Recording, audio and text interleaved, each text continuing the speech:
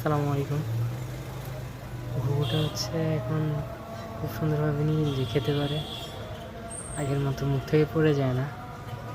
মাশাআল্লাহ এখন আগের থেকে অনেক বড় হয়ে গেছে, দেখতে পাচ্ছেন মনে হয়। আগের ভিডিওটা শর্টটা দেখলে বুঝতে পারবেন, লেজটাও অনেক বড় হয়েছে মাশাআল্লাহ। এখন উঠতেও পারে একদম পরিপূর্ণভাবে।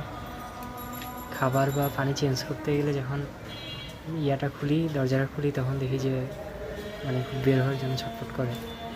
তারপর আমি রাতে মাঝে মধ্যে ফ্যান ট্যান অফ করে দিয়ে রুমের দরজা জানালা অফ করে দিয়ে একটু ছেড়ে দিই উড়ার জন্য, বা দিনেও করি অনেক সময় পেলে। দেখতে খুবই ভালো লাগে।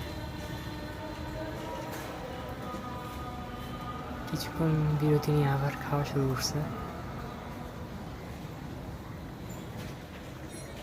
ও যখন খায় আমি তাকিয়ে থাকি কীভাবে খাচ্ছে।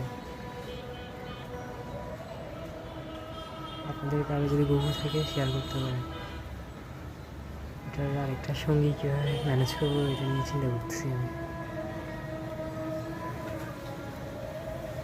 দেখা যাক, দোয়া করবেন যাতে কোনো সমস্যা না হয় এটার। আসসালামু আলাইকুম।